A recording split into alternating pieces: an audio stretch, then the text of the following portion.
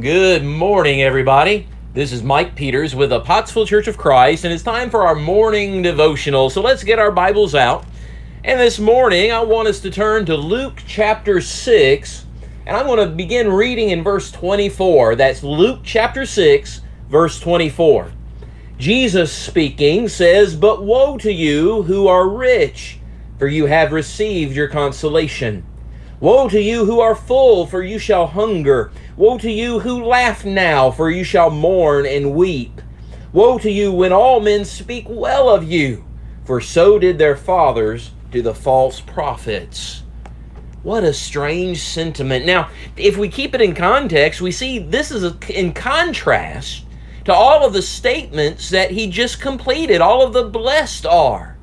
And so now here are the woe-tos. And so here's a set of statements that are meant to encourage and to comfort and to reassure.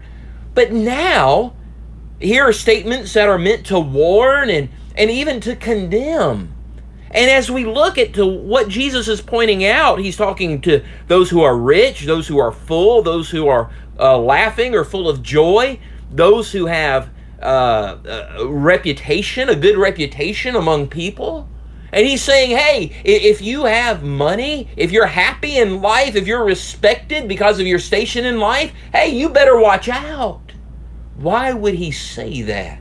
Why give this warning? Why be so negative?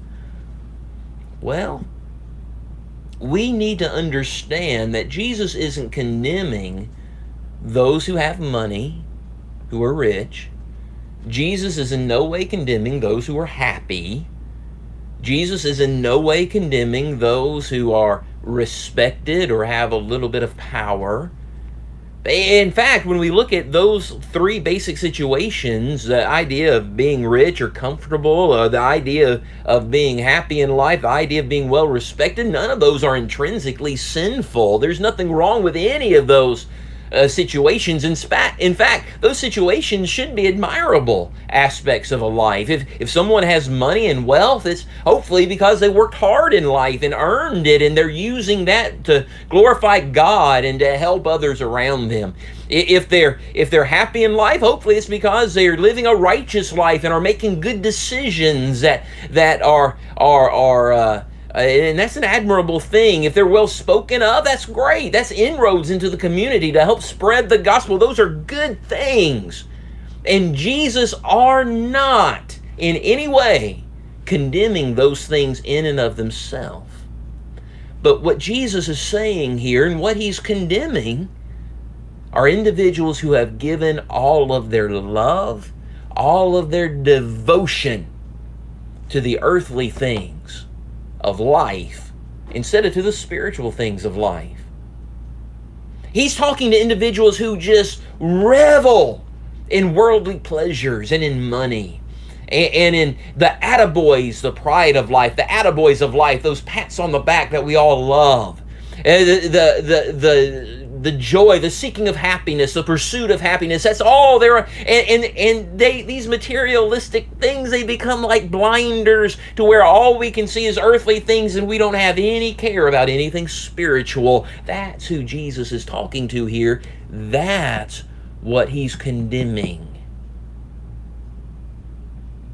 Because when I am focused on riches, power, when I'm focused on just seeking happiness and joy, all of a sudden, if that's what's in my heart, taking up every part of my heart, all of a sudden, to receive them, to attain them, I'm willing to turn away Scripture.